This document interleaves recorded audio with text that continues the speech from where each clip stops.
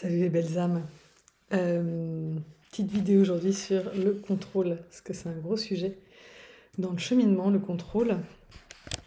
Avant ça, je voulais faire un petit clin d'œil à mes clients qui bougent à fond. Là, j'ai reçu des témoignages tous les jours qui sont vachement bien. Je réponds à tout le monde, mais je ne peux pas vous mettre des tartines, donc je voulais le faire comme ça en vidéo, un petit clin d'œil. Voilà, je vous félicite parce qu'il y en a parfois qui sont sceptiques, je leur donne un exercice à faire, ils veulent pas trop le faire.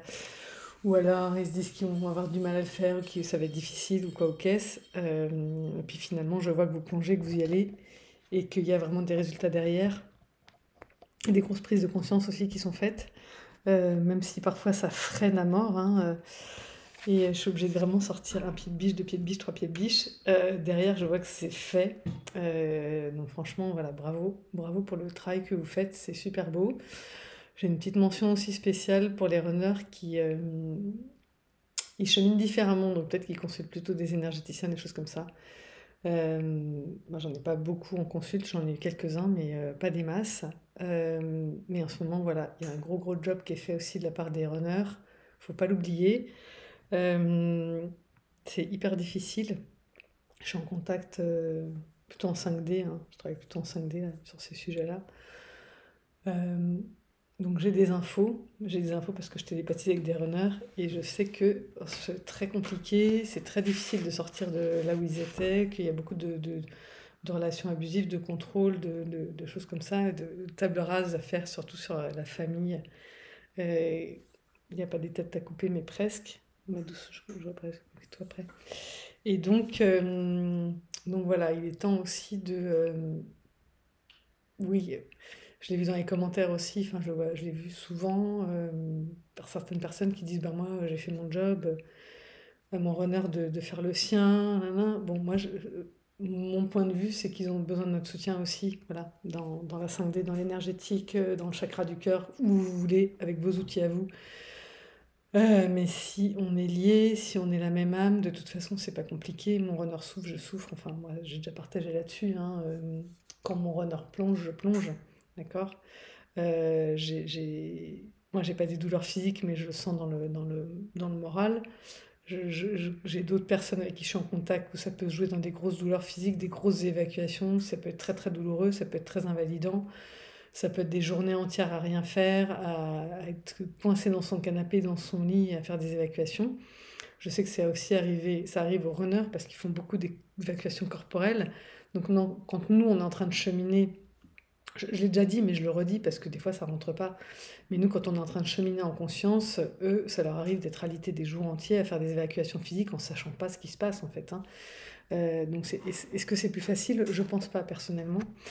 Euh, donc, bon, moi, mon parti pris, c'est pas de laisser tomber mon runner parce que je suis bien dans mes pompes et de me dire ah non, ça quinche son job, à toi de jouer.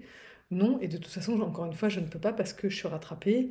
En ce moment, non seulement je télépathise des fois plusieurs fois dans la journée, en plus j'ai des rêves qui me remettent sur des trucs où je vois qu'il s'est passé des choses dans la nuit. Enfin bon, ça prend du temps, ça prend de l'énergie, mais moi, cette énergie, je l'ai pour cette personne, évidemment, puisque c'est mon autre. Même si je ne l'ai pas pour cette personne, je l'ai pour qui?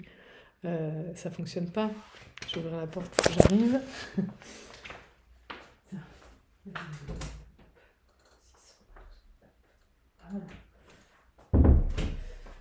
Voilà, ça devrait être bon. Donc voilà, l'idée, c'est de se soutenir, ok? Euh, Et c'est pas du contrôle, puisqu'on va parler de contrôle, c'est pas du contrôle, c'est du soutien, c'est fait avec le cœur, c'est fait aussi parce qu'on me le demande, soit c'est mon autre qui me le demande, soit de façon directe, enfin de dire par télépathie, soit c'est parce que je ressens un truc dans mon corps et clairement ça m'appartient pas, quoi, hein. Donc, et puis de toute façon, ça se résout quand je vais voir mon autre. Putain, c'est cette vidéo qu'il faut que je tourne, je vais la faire dans la foulée si j'ai le temps. Euh, Donc le contrôle, moi ce qui me semble c'est que chaser, runner, les deux sont contrôlants. Mais le contrôle se joue pas de la même façon. Le chaser, lui, ce qu'il cherche à faire, c'est à contrôler la relation. Je le vois dans tous les récits, je le vois encore je l'ai encore vu avec la cliente avec qui j'étais juste avant de faire cette vidéo, qui me dit, En gros, elle a toujours été, bah oui, le chaser, il a l'impression que c'est toujours lui qui a été vers son runner, alors qu'au début, c'est le runner qui est venu nous chercher, hein. La plupart du temps, on s'est dit, cette personne ne rentre pas dans mes cases, qu'est-ce qu'elle me veut, je me sens en danger, voilà, on fuit. Au début, on fuit la relation. C'est lui qui vient nous chercher, qui nous dit des trucs qu'il nous a jamais dit. Il m'a dit que j'étais jolie, il m'a dit que j'étais intelligente, il m'a dit qu'il fallait que je vive ma vie. Il m'a dit, ok. Donc en fait, il t'a éveillé au lien, il t'a fait tomber en amour parce qu'il s'est vraiment intéressé à toi, il t'a regardé d'une façon, il t'a vu, personne t'avait vu avant, et tu t'en rends compte quand ton runner te voit. Donc là, on est accroché, plus, ok. Et ce qui se passe, c'est qu'après, il y a ce phénomène de fuite, de silence, peu importe qu'on peut. Mais en tout cas, il y a ce truc où on se retrouve seul avec nos sentiments, nos émotions, à être la seule personne consciente du lien, parce que ça doit se faire comme ça, hein, confère plusieurs de mes vidéos, dont celle de la danse à deux. Voilà, on a à gagner cette confiance en nous et à sortir justement de ce besoin de contrôler les relations parce qu'on n'a pas suffisamment confiance en nous. On ne pense pas que les gens peuvent rester juste par amour pour nous. Donc on fait tout pour les aliéner à nous. Et comment on fait pour les aliéner à nous? Eh ben, on rentre dans le sacrificiel, par exemple. Une des façons pour nous de contrôler la relation, c'est de se sacrifier. Et quel est le but derrière? De se rendre indispensable. De se dire, bah attends, sans moi, sans elle, je peux pas vivre. Ou sans lui, je peux pas vivre. Parce qu'il fait tout pour moi, quoi. Donc c'est des gens qui vont, enfin j'en ai vu autour de moi, des parents, les enfants ils lèvent pas le petit doigt, ils participent à aucune tâche ménagère, euh, la mère elle fait tout, elle arrête de travailler, donc en plus elle devient dépendante de son conjoint. Pour son conjoint elle fait tout, hein, il rentre le soir, il a rien à faire, la bouffe est prête, les courses ont été faites, la maison est rangée, les enfants sont gérés, voilà, donc ça fait des couples qui sont la plupart du temps dysfonctionnels. Euh, Quand je dis la plupart du temps, on va dire 99,9% des cas, hein, parce qu'on ne peut pas dire 100%. Donc évidemment, ça ne fonctionne pas. Mais quand on est dans ce sacrificiel-là, c'est un sacrificiel pour contrôler. Voilà, parce qu'on ne veut pas être abandonné, rejeté. Toutes les blessures voilà, qui suintent, on ne veut pas les ressentir, donc on ne veut pas les vivre. On ne veut pas être trahi, on ne veut pas qu'il aille voir une autre. Donc même si on n'avait pas envie d'une relation sexuelle, on va dire d'accord, parce que voilà, si on ne remplit pas ses besoins, il risque de vouloir aller les remplir avec quelqu'un d'autre. Enfin, ça peut aller jusque-là, le sacrificiel, hein. Voilà. Et tout ça, c'est dans le but d'aliéner l'autre à nous, de créer cette codépendance ou de l'alimenter, parce qu'elle est déjà là, hein. Les deux, dans nos couples, avant de rencontrer notre flamme jumelle, on est dans des couples de codépendance, hein, pareil, 99,9% des cas. Donc les deux sont des personnalités dépendantes, le mari comme la femme, et d'ailleurs c'est pour ça que les maris ne quittent pas leur femme, ils préfèrent avoir une maîtresse. Non mais à la maison, moi j'ai tout ce qu'il me faut, je suis poupounée, je suis dorlotée, je suis tout ce que tu veux, j'ai rien à faire, j'ai rien à m'occuper, je vais pas quitter ma femme. Par contre, c'est pas la grosse éclate, Bobonne elle me fait un peu chier, elle est trop sérieuse, elle me prend pas comme je suis, ben non parce qu'on est dans le contrôle. Donc ouais, j'ai besoin d'avoir une maîtresse pour avoir plus de fun dans ma vie, ok? Et parce que je prends pas la responsabilité de ma vie non plus, hein. Bon, c'est vraiment un schéma archétypal, mais qui est tellement là, qui se vérifie, alors pas forcément le côté aller voir ailleurs, hein, mais dans toutes mes consultations, je vois bien, hein, je reste avec mon mari, même si ça fait longtemps que je sais que c'est fini, bah oui, parce qu'on est dans la codépendance. En même temps, il m'apporte des choses, en même temps, je ne me vois pas le quitter, je suis indispensable, bah ouais, t'es dans le sacrificiel encore à mort.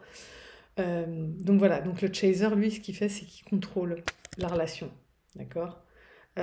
Et ça va à ce point où, ouais, j'ai pas de nouvelles de mon runner, nanana. Bon, quand j'étais dans dans telle façade de ma vie, il m'a demandé comme ami sur Facebook. Bon, j'ai pas accepté, c'était pas le moment pour moi. C'est ça, c'est du contrôle jusque-là. C'est non, alors mon petit chéri, je t'explique. Si tu veux être ami avec moi, donc c'était il y a un mois ou tu reviens voir dans 3 mois, mais là tout de suite, c'est pas le bon timing, d'accord? Euh, c'est vrai qu'au début, tu m'as dit à ta façon que tu m'aimais ou carrément tu me l'as dit, mais depuis tu me l'as pas redit, ou tu m'as dit ci ou tu m'as dit ça, mais c'est pas assez clair pour moi. Est-ce que tu peux plutôt me le dire comme ci, tu peux plutôt me le dire comme ça? Le chaser, quand je l'écoute, c'est ça. C'est-à-dire que il a eu 15 déclarations d'amour de son runner, mais il les a pas reconnues. Parce que c'est pas comme il voudrait, c'est pas dans les clous, c'est pas ce que j'attends, c'est pas ce que j'aimerais qu'on me dise, ou ça doit pas se faire comme ça, ou pas à tel moment, ou pas à tel endroit, ou pas avec telle personne qui nous écoute. Enfin, il y a tellement de conditions. c'est pas ouvert, c'est pas reçu. Voilà, le chakra, là, il est un peu fermé. Tout est conditionné. Voilà. Tu as eu des conditionnements dans ton enfance, on t'a mis des conditions pour recevoir l'amour, tu mets des conditions à ton runner pour recevoir son amour. C'est des blessures qui n'ont pas été guéries, tout ça, d'accord? Il faut en prendre conscience, parce que sinon, ça peut pas aller plus loin. Le runner, il va pas rentrer dans notre jeu, d'accord?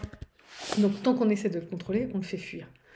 Le runner, il n'est pas du tout dans ce registre-là, il n'est pas du tout dans le contrôle de l'autre. Lui, il contrôle, mais il se contrôle lui. Il veut plus être rejeté, abandonné, c'est pareil, hein. Alors qu'on arrête, hein, je l'ai déjà dit, j'ai fait une vidéo spécifique sur les blessures et pourtant je l'entends encore et je continue de le voir traîner dans les commentaires. Je comprends pas, je pensais que j'étais chaser, mais je vois que j'ai une grosse blessure de rejet, donc je dois être le runner. Mais non, certainement pas. Oui, moi j'ai une grosse blessure de rejet et je suis chaser, ok? Je l'ai déjà dit, chez le chaser, souvent c'est la blessure d'abandon qui s'exprime le plus, mais ça ne veut pas dire qu'il n'y a pas l'autre derrière qui se cache et qui des fois est plus grosse, ou qui est aussi grosse, ou qui est juste en dessous, mais il y a celle-là, puis après tu retires un truc, tu fais ah putain, mais il y a de l'humiliation, et de la trahison et l'injustice à mort. Je le vois chez tout le monde, hein. La trahison et l'injustice, c'est chez tout le monde. Tous ceux qui ont vécu le départ de leur runner avec une menace d'aller voir quelqu'un d'autre, qui a vu vraiment quelqu'un d'autre, qui s'est mis en couple avec quelqu'un d'autre, qui a eu des gosses, tout ça c'est de la trahison, c'est de l'injustice, c'est tout ce que tu veux. Mais c'est là que ça se joue, d'accord? Donc on les a toutes, donc arrêtons de dire parce que ça traîne sur la toile, je l'ai vu moult fois, j'ai fait cette vidéo exprès, donc si vous ne l'avez pas vue, allez la voir, hein, sur les blessures. On vibre toutes les blessures. J'ai suffisamment de gens en consultation pour vous dire que c'est du 100%. Stop. Arrêtez de croire que votre rôle est chevillé à la blessure que vous êtes en train de travailler. Non, c'est juste la première qui émerge, t'inquiète pas, il y en a d'autres derrière, elles arrivent. Donc le runner, pareil, il a toutes les blessures, hein, d'accord? Il y en a une en particulier qu'il évite, comme nous, il y en a une en particulier qu'on évite. Voilà, on ne veut pas être abandonné, mais on ne veut pas être rejeté non plus, hein. Les deux sont vraiment touche-touche. Et le runner, c'est pareil, il ne veut pas se faire abandonner, donc il choisit des relations. S'il était que dans la peur du rejet, pourquoi ça marche pas comme scénario? Parce que les relations qu'il a eues avant, c'est que des relations qu'il a contrôlées pour justement ne pas se faire abandonner. C'est de l'abandon aussi. Quand quelqu'un te quitte, tu te sens abandonné, tu ne te sens pas d'abord rejeté. Quand tu veux être avec quelqu'un qui ne veut pas être avec toi, ça c'est du rejet. Mais quand tu veux pas que quelqu'un te quitte, c'est principalement l'abandon auquel tu fais face. Et le runner, il fait tout pour pas vivre ça. Donc en général, il se met dans des histoires où c'est lui qui a la main. Voilà. La personne est plus amoureuse que lui. Donc, il est sûr que si un jour ça se termine, c'est lui qui va se barrer. Voilà, il va pas trop souffrir. Euh, voilà, c'est sa façon aussi. Donc, il contrôle. Quand je dis qu'il se contrôle lui, il se contrôle lui parce que il s'arrange justement pour pas être trop amoureux. Il s'arrange pour pas perdre le contrôle de lui-même. Il va pas se laisser aller dans ses histoires d'amour parce que s'il perd le contrôle, alors là, ça peut partir en cacahuète. Là, on peut jouer avec lui, on peut l'humilier, un truc qu'il déteste, c'est qu'on le manipule. Voilà. Le chaser, il est un peu là-dedans. Il est un peu dans la manipulation puisqu'il veut pas qu'on l'abandonne. Donc le sacrificiel, c'est une façon de... Le sacrificiel dans le couple, c'est une façon de manipuler. Et ça, c'est quelque chose qui fait complètement fuir le runner. Il veut pas qu'on soit dans le sacrificiel avec lui, il veut qu'on soit dans l'authenticité, parce qu'il veut pas être manipulé. Okay, il veut pas être manipulé, il veut garder le contrôle de lui-même. Ok. Mais ça va pas ensemble, ça va pas avec la manipulation. Si je me laisse manipuler, c'est que j'ai perdu le contrôle. Ça fonctionne pas. Donc le runner, il se contrôle à mort lui-même. Il est hyper exigeant avec lui. Il veut réussir dans tout. Voilà, il veut comprendre, d'accord? Bon, ça nous aussi, hein, mais voilà, il est vraiment sur le contrôle de lui-même, d'accord? Euh, et donc c'est pour ça que ça marche pas au début, parce que nous, on veut le contrôler, le cheviller, l'agripper et ne plus le lâcher. Ça fonctionne pas du tout avec lui. Et puis, qu'est-ce qui fait qu'il se carapate ou qu'il se met dans le silence, encore une fois? Est-ce que c'est de la fuite? Est-ce que c'est du silence pour comprendre ce qui se passe, pour analyser, ouais, il y a aussi une part de fuite. Évidemment qu'il y a aussi une part de fuite, parce qu'avec nous, il a attrapé un endroit où il n'a rien vu venir, hein. On a vécu cette lune de miel, c'est parti c'est parti en white total, plus personne n'a rien maîtrisé du tout, plus personne n'est en contrôle de rien dans la lune de miel. Ce qui est fabuleux, c'est que justement, on n'est plus dans le contrôle. Donc le runner se contrôle pas, le chaser se contrôle pas. Donc on exprime librement tout ce qui vient, hein, cette façon de s'aimer, même si les mots sont dits ou sont pas dits, peu importe, mais en tout cas, on sent qu'on a un lien hyper spécial. On s'autorise à le vivre d'une certaine façon, de façon plus ou moins intense. Et puis à un moment donné, tout s'arrête parce que le runner, il se rend compte qu'il a perdu le contrôle de lui. Donc là, il se réveille d'un coup, il fait « Oh là là, c'est pas du tout ok ce qui est en train de se passer. J'ai complètement perdu le contrôle de la situation, j'ai complètement perdu le contrôle de moi-même, je sais pas ce qui se passe. Il faut que je me rentre dans ma caverne pour comprendre ce qui se passe. » Donc ça peut être de la fuite, mais ça peut aussi être un pas en arrière pour essayer de comprendre. Sauf que ce pas en arrière, il n'arrive pas à le faire parce qu'il a son chaser sur le dos en permanence, et c'est là que la fuite intervient. Pour moi, hein, c'est ma façon de le décrypter. Puisque tu es tout le temps sur mon dos, je peux pas respirer, je peux pas essayer de comprendre ce qui se passe. Donc là, j'ai besoin de fuir, j'ai besoin de te mettre un stop, j'ai besoin de te mettre une barre, parce que je vais pas y arriver, en fait. Et si tu comprends pas, je vais me mettre même avec quelqu'un d'autre pour vraiment te mettre à distance, parce qu'avec toi dans les pattes, je n'y arrive pas. C'est trop dur, trop lourd, trop intense. Euh, Parce que cette intensité, évidemment, elle fait tout remonter. Nous, les chasers, on le verbalise, hein. Cette personne m'a regardé, m'a fait sentir, tout ça, d'une façon qu'on n'avait jamais fait avant avec moi. Et pour le runner, c'est pareil. Il a eu le sentiment qu'on s'était jamais intéressé à lui avant. Et il voit bien qu'avec nous, c'est différent. On voit à travers son masque, on le voit tel qu'il est, on l'aime tel qu'il est. Et pour lui, c'est too much, quoi. Il n'a pas l'habitude, il n'a jamais vécu ça. Ni avec ses parents, comme nous, hein. Ni avec ses parents, ni avec qui que ce soit d'autre. Voilà, donc il y a bien du contrôle des deux côtés. Du côté des chasers, c'est le contrôle de la relation qui passe par le sacrificiel. Du côté du runner, c'est aussi du sacrificiel parce qu'il se sacrifie lui-même en se contrôlant. Il n'accepte pas ses émotions, il n'accepte pas de les ressentir, de les exprimer. Il les met sous cloche, il les contrôle. C'est ce que disait aussi cette runneuse dans son commentaire, c'est dans son témoignage. Si je m'entoure de gens en permanence, c'est pour pas me ressentir, c'est pour pas être face à moi-même. Donc c'est aussi une façon de se contrôler. Pour me contrôler, pour, euh, ouais, pour pas que mon intérieur parte dans tous les sens, je vais m'entourer, je vais aller dans des teufs, je vais prendre des substances, je vais picoler, je vais tomber dans des addictions. Tout ça, c'est une façon de ne pas se ressentir. Donc c'est du sacrificiel face à lui-même, face à soi. Pas au service de la relation, mais plus pour soi. Donc ce que veut le, le, le chaser, c'est ne plus être seul, ne plus se sentir seul. Et le runner, lui, c'est ce qu'il veut, c'est ne plus être attaquable. Voilà, il a été humilié, il a été attaqué quand il était jeune sur son intégrité, sur qui il était. Il veut plus de ça. Et, euh, et, et même si pour le chaser, ça a été un peu pareil, c'est autre chose qui s'est joué. Voilà, le chaser, il veut pas être face à lui-même parce qu'il veut pas que tout ça remonte, donc il fait tout pour pas être seul. Mais en fait, quand on remonte à l'enfance, les deux sont aussi souffrantes l'une que l'autre. Il y a les mêmes blessures. Les deux ont été rejetés, abandonnés, humiliés, abusés. Enfin, c'est juste que derrière, il y a des mécanismes différents de défense qui se mettent en place. Ok. Et le chaser, s'il veut plus être seul, il veut pas se sentir seul, c'est parce qu'il veut pas plonger à l'intérieur de lui-même. Ok. Et le runner, s'il se maîtrise, s'il se contrôle, c'est qu'il veut pas plonger à l'intérieur de lui-même et laisser toutes ses émotions ressurgir. Donc en fait, les deux ont des mécanismes différents, mais c'est au service de la même chose. Donc oui, les deux démarches peuvent mener à des relations de pervers narcissiques. Euh, Parce que quand on contrôle, on ne prend pas soin de soi. Voilà. Et quand on ne prend pas soin de soi, on est dans une forme d'abus vis-à-vis de soi. Et donc, on peut autoriser l'autre à abuser de nous parce qu'on est déjà en train d'abuser de nous-mêmes. Parce que nous-mêmes, on a subi de l'abus dans l'enfance. Toutes ces blessures, c'est déjà une forme d'abus, mais il y a en plus des abus beaucoup plus sévères qui s'additionnent par-dessus.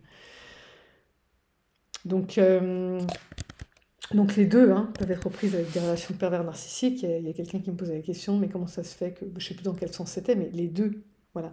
Il y a des runners, je suis en contact avec eux, là je vois, donc ils sont dans des relations de pervers narcissiques et qui n'arrivent pas à s'en sortir. Et il y a des chasers, pareil, et qui n'arrivent même pas à les identifier. Il y a quelqu'un qui me raconte sa relation hier, je fais, ouais, c'est une relation un peu perverse quand même, hein, fais attention, la personne qui est en face, voilà, donc... Parfois, c'est même pas reconnu en tant que tel, parce que c'est tellement ce qu'on a l'habitude de vivre qu'on ne le voit pas. Donc, grosse lanterne rouge, attention, attention. Hein. Donc évidemment, les deux ont la même voie de sortie, et la même voie de sortie, c'est du lâcher prise. C'est d'arrêter d'essayer de tout contrôler. Et ça va être aussi difficile pour le chaser que pour le runner d'arriver à se lâcher prise.